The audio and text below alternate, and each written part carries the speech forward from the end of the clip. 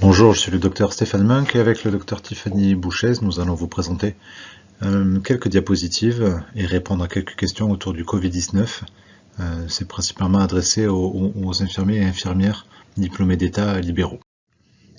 Quelques généralités tout d'abord sur le coronavirus.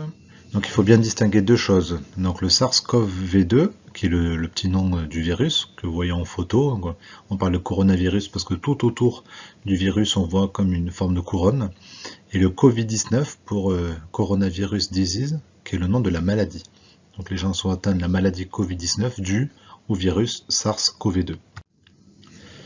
Quelques notions de contagiosité et de dangerosité, c'est-à-dire de létalité. La contagiosité, pour l'instant, elle est un peu plus importante que celle de la grippe saisonnière, entre 1,5 et 3,5, mais beaucoup moins, par exemple, que la varicelle, les oreillons, la rougeole, ou bien même le choléra.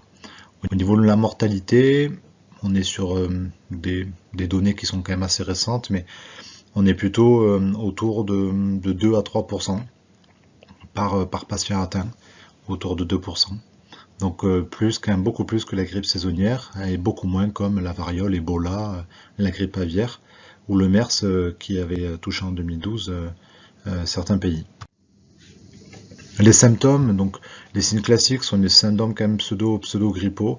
Il y a quelques cas complètement asymptomatiques, et sinon c'est surtout voilà, de la fièvre, de la toux, des maux de tête. Faire attention, notamment chez les personnes âgées, mais aussi chez les jeunes, il peut y avoir des diarrhées ou des vomissements. Évidemment de la fatigue. On voit aussi de plus en plus d'érythèmes, un peu diffus, hein, pas du tout spécifiques, et beaucoup d'anosmie et d'agueusie ou dysgeusie, donc la perte de l'odorat, la perte du goût. En général, c'est entre 2 et 6 jours. On peut voir une incubation jusqu'à 14 jours, d'où effectivement la notion de quatorzaine. Pourquoi ne pas augmenter les tests labo et où sont-ils faits à l'heure actuelle? Alors, pour répondre à cette question, on va parler un petit peu des tests diagnostiques. Pour l'instant, la réalisation des tests diagnostiques est limitée, notamment par l'absence, on n'a pas assez de réactifs, on n'a pas assez de matériel, et aussi les laboratoires n'ont pas assez de tenues, que ce soit en masque FFP2 ou en surblouse, pour pouvoir réaliser autant de tests diagnostiques qu'on voudrait.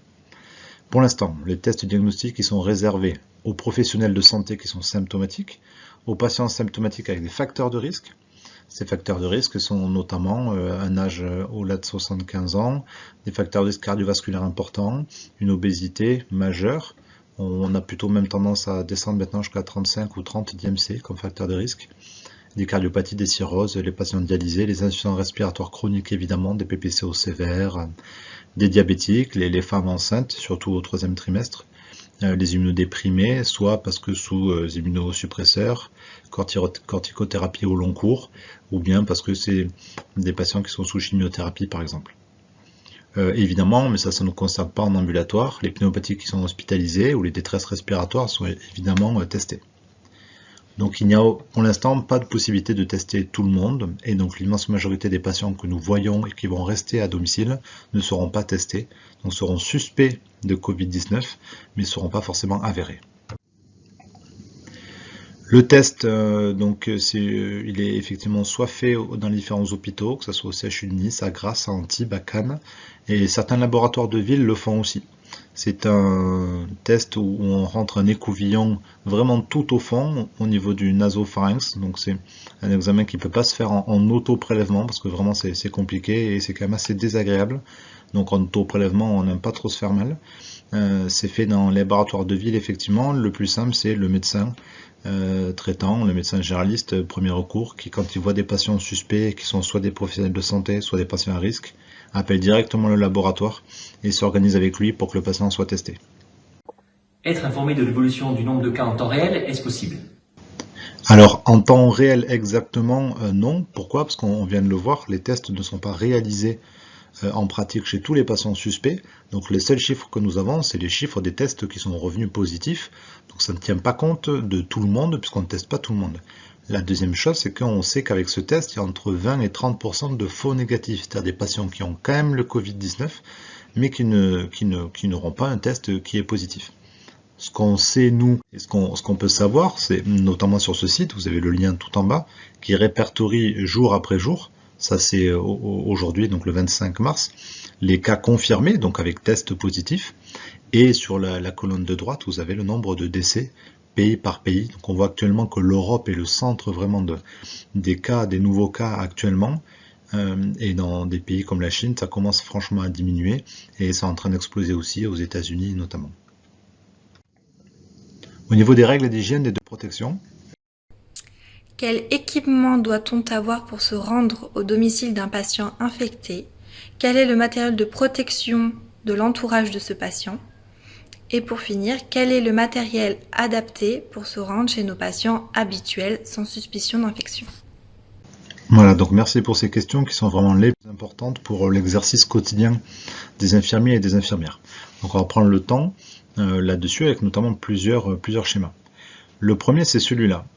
Pour être très clair, si vous avez un patient qui est considéré comme suspect Covid-19, encore plus si le test est positif, le médecin ou l'infirmier et l'infirmière doit porter un masque chirurgical en présence du patient. Le patient lui-même doit aussi porter un masque chirurgical s'il est suspect ou s'il est confirmé Covid-19.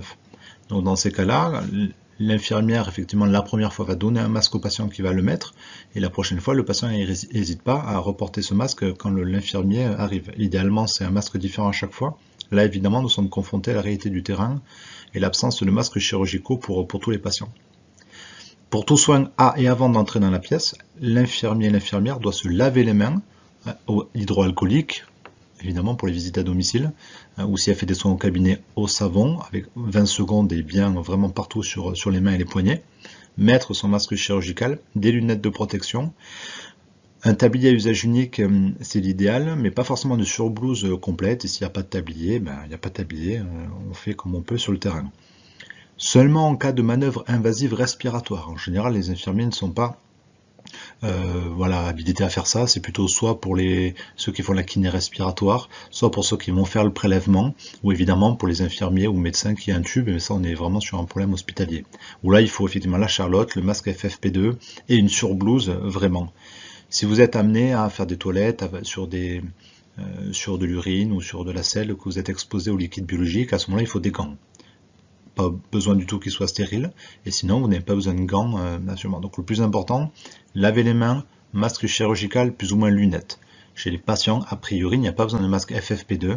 La seule exception seront des patients qui par exemple se nébulisent beaucoup, parce qu'ils font beaucoup d'aérosols chez eux, parce que chez eux ça n'est pas bien du tout aéré, ou que dans leur chambre ils ont une PPC pour un syndrome d'apnée du sommeil, qui peut mettre des particules un petit peu partout, ou un patient qui tousse énormément, qui ne veut pas porter son masque, dans ces cas-là, mettre un FFP2, mais la plupart du temps, un masque chirurgical est largement suffisant. Ma question est, quelle est la durée de vie des masques chirurgicaux et FFP2, et pouvez-vous nous rappeler les recommandations particulières du port du masque? Merci. Le port du masque, pour le recommander, donc on a vu, je réinsiste, une diapositive, mais même pour des Covid-19, pour le patient c'est un masque chirurgical et pour le professionnel aussi. La durée d'utilisation c'est 4 heures. Pour un professionnel qu'avec une manœuvre invasive respiratoire, ça ne devrait pas être le cas, ou si le patient tousse énormément ou ne porte pas son masque, un FFP2 peut être utilisé jusqu'à 8 heures. On y reviendra après. Pour les personnes fragiles, c'est la même chose, masque d'un côté et de l'autre, ce qu'on appelle la double barrière. Évidemment, le lavage des mains, c'est très important. Et tant que vous pouvez, vous gardez vos distances. Si vous faites un soin et que le patient regarde à l'opposé, c'est toujours mieux. Comment mettre son masque chirurgical? Il faut d'abord se laver les mains, soit au savon, soit à la solution hydroalcoolique.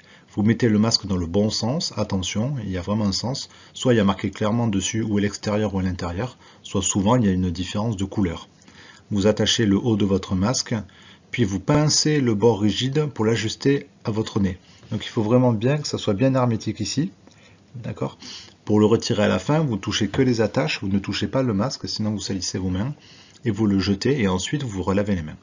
Pour être sûr que votre masque est bien attaché ici et là, vous devez faire le test de expirer bien fort, donc inspirez bien fort avec votre bouche, et le masque doit se coller contre votre bouche.